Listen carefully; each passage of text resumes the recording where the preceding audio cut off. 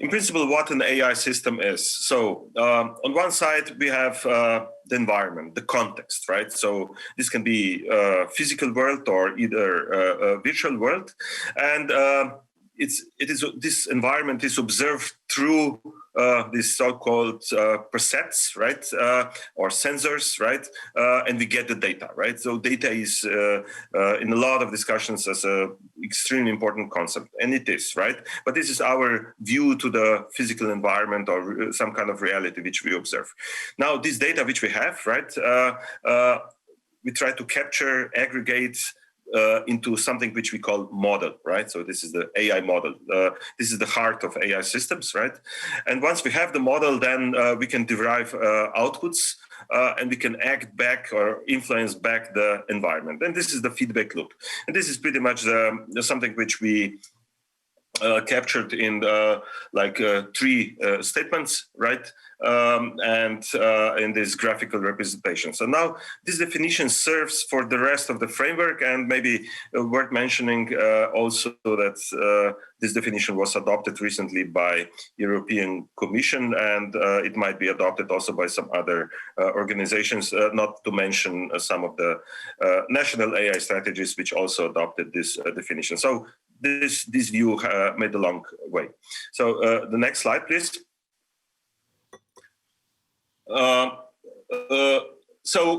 This is pretty much the yeah. So a few words about about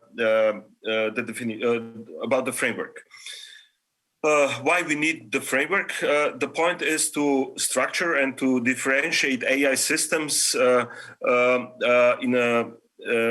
some kind of, let's say, taxonomical or ontological way, right? So AI system is not one monolith thing, but it has lots of subcomponents. And the AI framework intends to structure this along, I would say, many, but not too many indicators, right? Which are kind of user-friendly on one side, so they are manageable to be expressed through by maybe not even hardcore experts, right? So this is one very important element, and they're structured along the 4 dimensions, as you saw before. The key thing here, whenever we talk about the policy making on AI on one side and technological community on the other side, we want and we need to bridge these two worlds of different terminologies, right? So on one side, more like legal terminology, and on the other side, technological terminology. And I think this framework basically did this job. So next slide. So we will deep dive a little bit in this framework.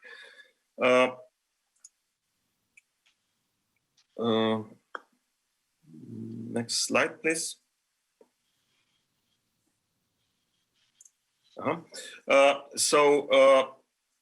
As we saw before, right? So we had in the definition of an AI system, we have these 4 key dimensions, right?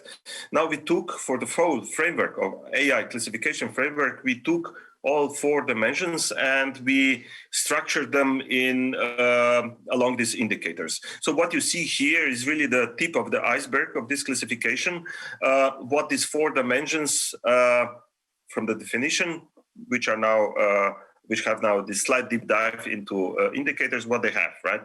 So on the left side, we have this context, which basically describe through indicators where the AI system lives, right? So this would include industrial sector, business function, critical functions, scale, maturity, and so on, right? Then we have data. Whenever we talk about data, right? So again, there are a couple of indicators which are elements, which sub-dimensions, let's say, which we want to know about the data, like provenance, dynamicity of data, structure, format, rights, quality, and so on. Now, moving towards the AI model, right? So AI model, we have many of them. Let's say AI almost, we can say, an old field for going back to 50s, right? And in the meantime, the field of AI developed lots of algorithms and model types, right? So we want to know the characteristics of the model, type of the model, symbolic. So in the past it was old AI. Nowadays we have more like numeric AI, right?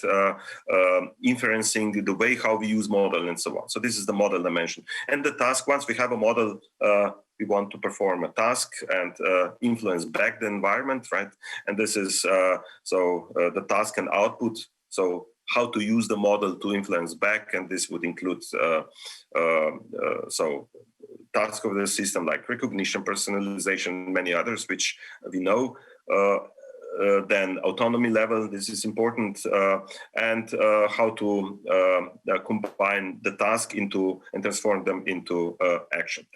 Next slide, please. We will slightly deep dive into the context and model. So the context we touched already in on the previous slide, but let's say here is a little bit more detailed way how we try to describe the context in which an AI system appears. So we said, so first an AI system appears in a sector, industry sector, right? This could be healthcare, transportation, and so on. Then what kind of business function does it do in this industry sector, like production, human resources management systems, sales, I don't know, it can be security and many others, right? How widely is deployed, right? So it can be pilot stage, can be narrow AI, can be broad AI, can be broad deployment, can be even nationwide, right? What type of users do we have? Like, can be AI experts, so AI system can be also just for experts or for amateurs or for broad public, right? And whom is impacting, right? Can be consumers, employees, businesses, governments even, or social groups and so on, right? To what degree of choice? So can user opt in and out? So this is an element which it's discussed a lot, right? And what's the impact on the human rights? So this is also in discussion, especially on the Council of Europe in this period. Next slide, just to finalize the first part of the framework. This includes the data, right? Everybody's saying, yeah, well, data is the new oil of 21st century. It's kind of true, right? But in the structured view of the framework, data is just our observations of the environment into which we want to dig in or which we want to influence, right? The data comes in various forms, right? So either it can be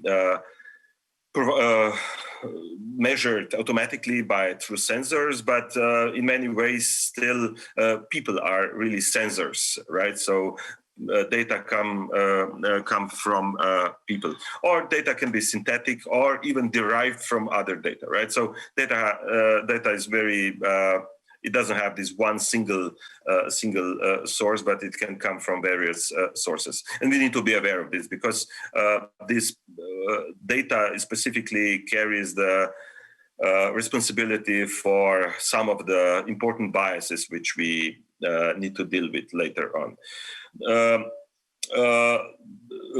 Then one important thing which was maybe not addressed many times, data can be static, right? In old times when we dealt with statistics, right? So we mostly dealt with the static data. Today, mostly we deal with dynamic data.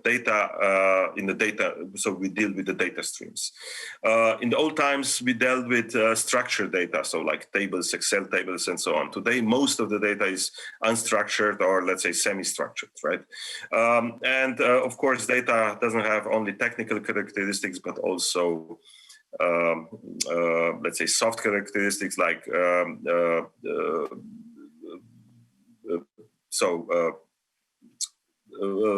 features like privacy and so on. So I won't go too much into detail, but this is just to taste a little bit of this indicators which this framework was.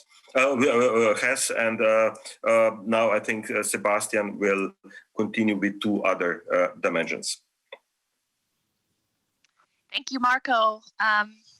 Our next speaker is Sebastian Hallenspleinen, Head of Digitalization and AI at the VDE Association for Electrical, Electronic and Information Technologies in Germany. Discussions on AI models and outputs can often get very technical, which can be intimidating for some of us. Sebastian, perhaps you could tell us about the AI model and the task and output dimensions in simple terms, and how the framework can help inform a basic risk assessment.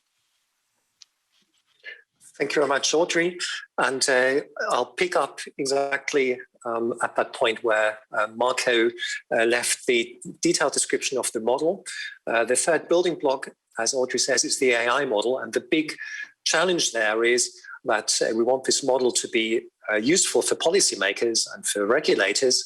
But at the same time, the AI model is something that can be deeply technical. And if you let engineers loose, they will describe their models in very, very comprehensive technical detail. So the working group has had to find a balance here between the core criteria, the type of the model, the way that the model is trained, the way that the model is evolved, and then optional additional criteria that are more technical, but in certain cases do provide additional input and might also influence policymaking and regulation. Now, if we move over to the next slide, the fourth building block is the task and output building block in our classification framework. And again, we have two levels of description. We have the core criteria and then some optional criteria. And we try to capture what is it actually that this AI system does to the world around itself. What kind of task is it performing? Is it decision-making? Is it recognition? Is it interaction support? We also try to capture how autonomous that system is. So this is really about the interaction and the collaboration between AI and human beings, in particular the operators of an AI system. Following on from that are issues around the potential labor displacement of a system, because it does tend to automate certain tasks that humans used to do in the past. And we're also trying to capture certain broad categories of application of an AI system. Now, as we've gone through this model, there is, and if we move on to the next slide, there is one question that comes up again and again in policymaking contexts, in regulatory contexts, and also in discussions. Well, is the use of AI acceptable or is it not acceptable? And the easy answer there is, of course, well, it depends. It depends on the application. It depends on the characteristics of the model, of the context, on the data that goes into it. But these are all criteria and characteristics that we have actually captured in our classification system. So we asked ourselves the question in the working group, well, can we use this classification to also arrive at an initial assessment of the risk that an AI system poses? So we created a framework for that, and I'm not sure whether there's a question appearing in the slider on the side or a poll on the side. If yes, feel free to go into it. So the question we've been asking ourselves is really, can we reuse the classification to also come to an initial assessment of risk? In particular, to answer that most important question for most operators and users of AI, do we have a non-negligible risk at all? And therefore need to dive deeper into a risk assessment, or can we, in a very quick way, come to an assessment and say, well, actually, we probably don't really have any major issues here. So if we look at the next slide, you can see how we try to do this in our framework. So here you see, as an example, the first of the four dimensions, the context dimensions, with all the criteria and the possible options listed. And on the right-hand side, you see two types of graphics here. You see some red up arrows, you see some green down arrows, and you also see some black crosses. And we created these mechanisms to try and capture the different ways in which criteria influence the overall risk. So there are certain showstoppers.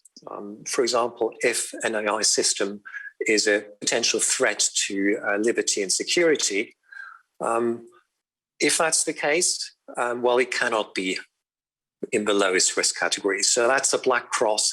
It means we have to do a more thorough risk assessment beyond the reaches of this framework.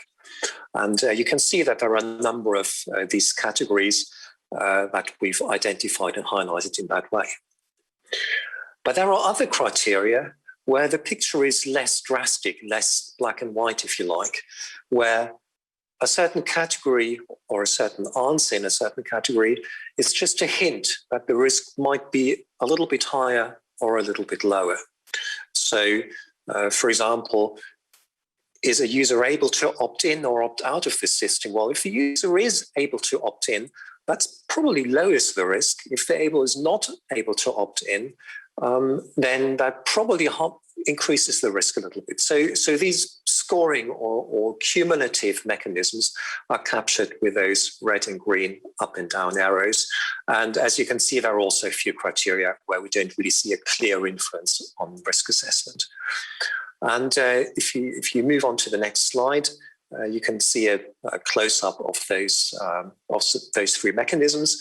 And our continued work will be around how to aggregate those up and down scores and how to refine the system.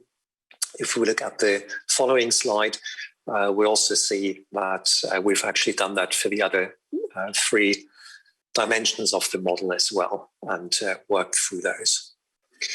So that is a rough overview of the way that we can reuse the exact same classification framework to come to a risk assessment to distinguish, do we have negligible risk or do we have some sort of higher risk, which would then have to be assessed in more depth and details through other means. But we felt it's important to get a quick initial assessment, a quick triage, if you like, in particular for operators of AI systems.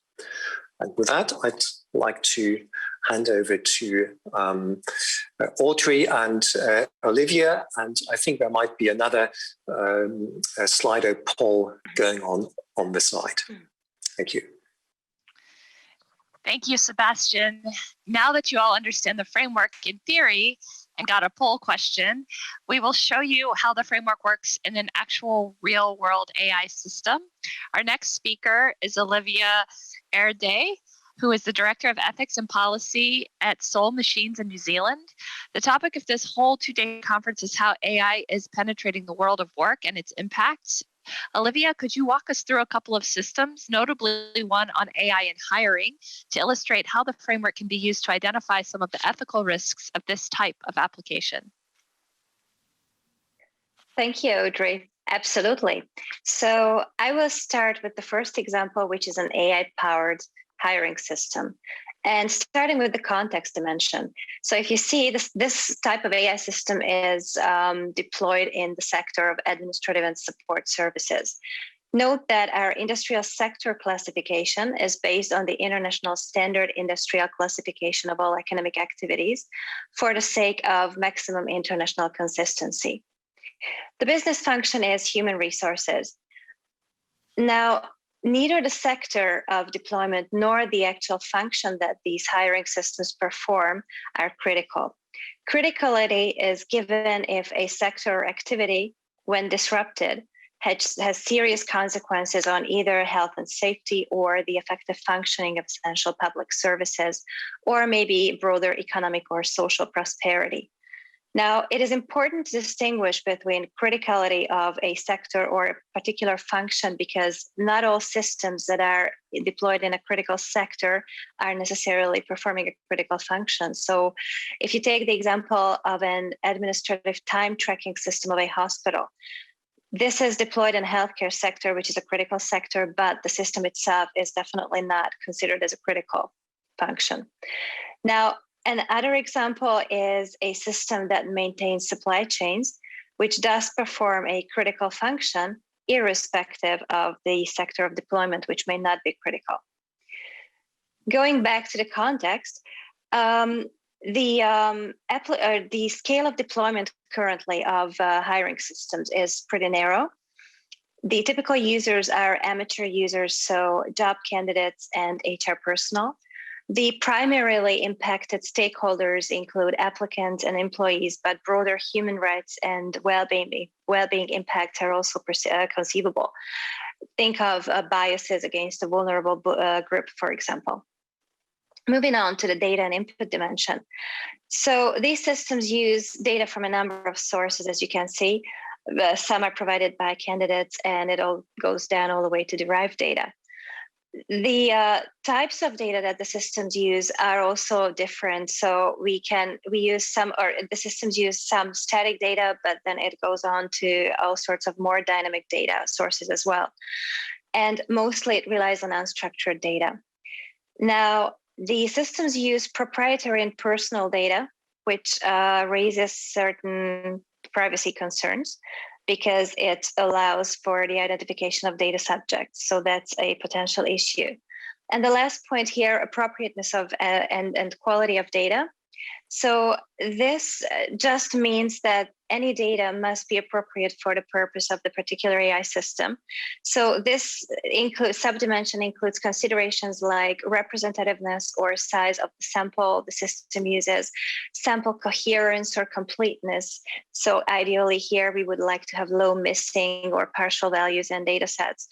And finally, also things like the level of noise in data, which we also want to minimize ideally. So these sorts of examples for noise are intentional or unintentional mistakes.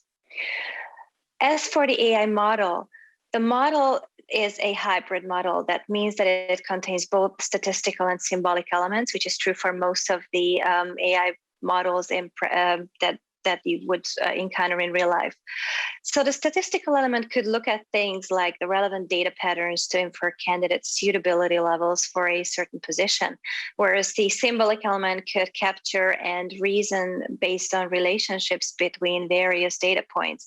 Just think of identifying certain strengths and weaknesses that are associated with certain groups of candidates. The training is through semi-supervised methods. So that means that the system uses a combination of labeled and unlabeled data. The model itself is a discriminative model, which means that it predicts data labels, such as, for instance, suitable or non-suitable candidate, by learning to distinguish between dataset classes. And the model inferencing is a probabilistic one. So the model will output a prediction on candidate suitability in this particular case with a certain confidence level. Finally, the task and output dimension. Also jetzt zu den Aufgaben und zum Output.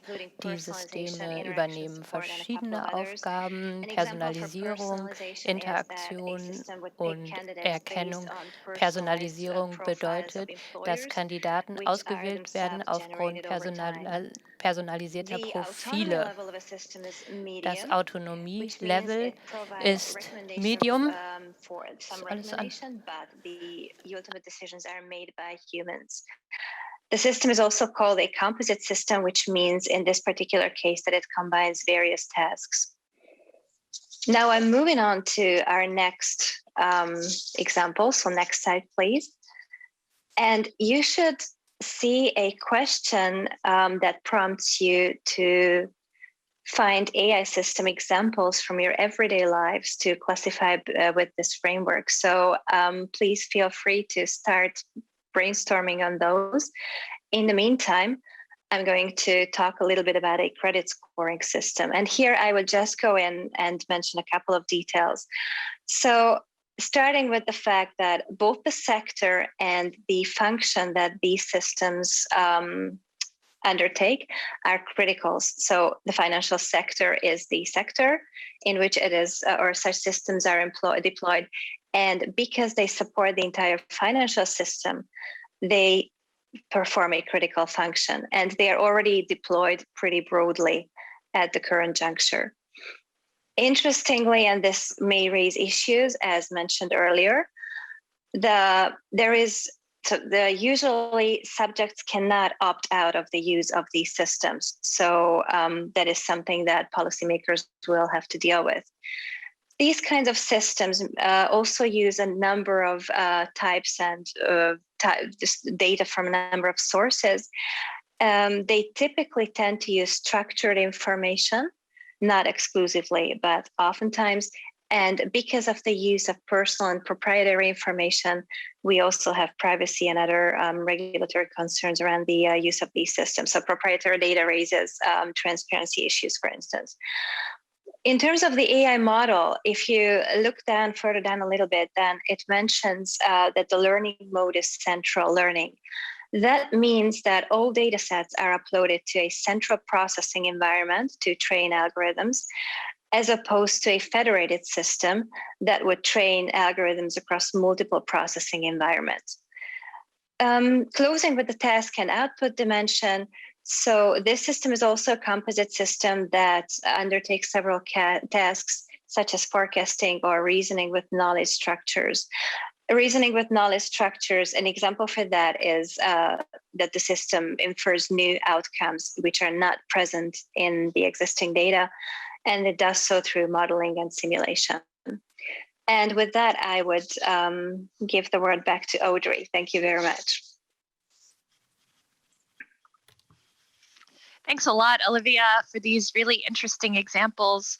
I should note that Olivia is deeply involved in the work efforts at the OECD, regularly waking up in the middle of the night in New Zealand to join these calls. And for that, I just thank you, Olivia, for your dedication to the cause. I now want to turn to our last speaker, Karine Prasett, who heads up the unit on OECD, the unit at the OECD on artificial intelligence, including the AI Policy Observatory. Karine, could you tell us what the next steps are for this work? Thank you very much, Audrey. So throughout our panel today, you've heard about how important it is that this framework be relevant, useful, and robust, so that policymakers and others can use it to identify different policy considerations that different types of AI systems raise. And that's why, as Audrey said in her introduction, today we're launching a public consultation process to seek broad input, your input, on the framework and its components. And we encourage you to have a look at OECD.ai/P/classification. And that's where the report and the survey is. And so for the consultation, we're seeking 1, input and comments on the report itself, and 2, but perhaps even more importantly, for you to use the framework and test it on actual AI systems through a user-friendly online survey that we put together. You can test predefined systems like the one Olivia, the 2 that Olivia showed you, including an AI hiring index and a credit scoring system, or you can use it to classify any AI system that you would like. Next slide, please. The key questions we hope the public consultation will help with are there are 5 of them, and the 3 of these questions are about core and optional criteria. We wanted to keep the framework manageable and short and answerable. And that's why we tried to distinguish what we consider to be core criteria and some optional criteria that might be more technical or more complex, or that simply would be difficult for policymakers to gather information, to find information on. And so as Marco and Sebastian mentioned, we did focus on those core criteria for each of the 4 dimensions. And so these, again, are characteristics that we thought policymakers could generally find information on. We also included optional criteria that seem important to policy, but might be more difficult to answer. And so the question here that we're posing is really about, whether you and respondents agree with, this proposed distinction between core and non-core criteria. And then the third question is really on consistency and reliability. And this is where we think that the responses to the survey will allow us to see whether the criteria are clear enough that most people could categorize a given system in the same way. If different people for the same system classify them completely differently, then it means we need to go back to the drawing board and clarify the framework. And so next step, please.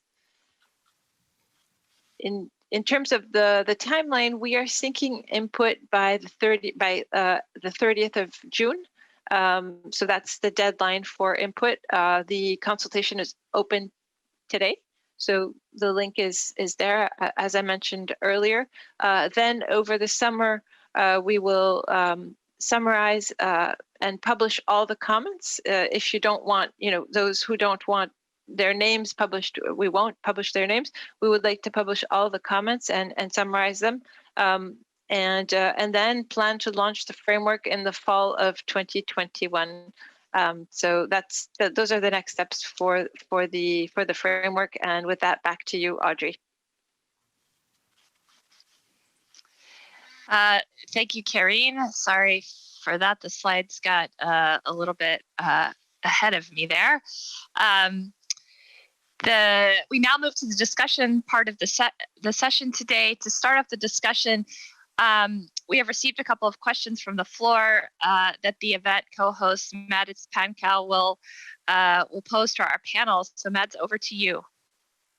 Hello from our side, from the St. Elizabeth Church in Berlin, to you, to the panel. Thank you, Audrey. I thought we had the odds-on favorite for the coolest background in today's conference, but after I saw Marco's background, we're like out of competition. I love the water. That's like really cool. That's where I want to be right now, Marco. Okay, so we've got several questions, but I'd like to highlight two of them and forward them to you en bloc, so to speak. And the first one is, how can the framework change the situation for employees and unions? So not only having a perspective for policymakers or regulators, but more of like, how does it work for civil society, like unions? And the second question I'd like to highlight is, how would you see this classification framework in the light of the European Union's legislative framework proposal on AI regulation? That's the two I'd like to bring to the table. Thank you. So for the first question, perhaps in terms of how is it informing labor markets, maybe I could turn to Olivia and get her views on that one. Thanks, Audrey. So I think the question was specifically addressing labor markets and unions. But I think many of the problems that unions or issues that unions would like to know, namely broadly how AI systems and AI deployment and the broader societal deployment affects workers, that is something that is not just specific for unions. So I would want to go back to the premise that we developed this framework as a readily implementable guidance on assessing AI systems' properties and their policy and ethical implications, which also include their impacts on labor markets. The framework essentially operationalizes the much more general AI system definition of the OECD. So what you can use this framework for, and what we intend for people to use the framework, is to pin down certain system properties that are relevant and that determine all the effects of a system on its environment, and consequently that should form the basis of any policy response to address those impacts. So a couple of labor market examples that we could use here, and that is something that is relevant for unions. For instance, detecting the demand for any novel skills that across various job profiles that are required to either train or develop or use AI systems depending on where the system is deployed, and then develop policies to offer or support employers to offer adequate training and retraining or education programs. So some of the education is obviously state education, but so most of the training will not just happen at schools at the beginning of your career, but we learn for life. And so training at the workplace is a really important component we have to be aware of. A second area where this framework can be helpful is to determine what tasks can be automated by AI systems, and also to assess the extent to which any kind of automation is either labor saving or labor augmenting. Because we need to be able to proactively develop policies to cushion any job displacement. And this is, again, a crucial thing for unions to be aware of. And then thinking a little bit further and wider, the framework can also be used as a kind of a basis to develop models to anticipate and tackle broader economic impacts of AI innovation, which may reach beyond labor markets, but still impact them. Examples would include the distribution of economic rents from AI innovation, which should be or could be handled through redistributive regulatory measures, or how innovation affects the relative prices of various factors of production. So their wage subsidies or tax policies could be helpful, and unions have a crucial role to play there in negotiating terms. And the big problem the world faces, inequality, as a final example. So we could use the framework to pin down system properties and assess the sign and magnitude of AI innovation's overall trajectory and impact on worldwide inequality. I hope that answers the question more or less. That would be. Thank you. I think that was extremely comprehensive. Thank you, Olivia. That was extremely comprehensive, and we appreciate it. We have only about 4 minutes left, and so I want to turn to Marco and Sebastian, see if they might split that 4 minutes and answer, or at least share their views about the AI. The second question about how this would inform regulation, maybe particularly with a view toward the recent proposal from the European Commission. Yeah, thanks. Briefly, right? So first, the new document from European Commission, as I mentioned before, is using the same definition as OECD provided 2 years ago, right?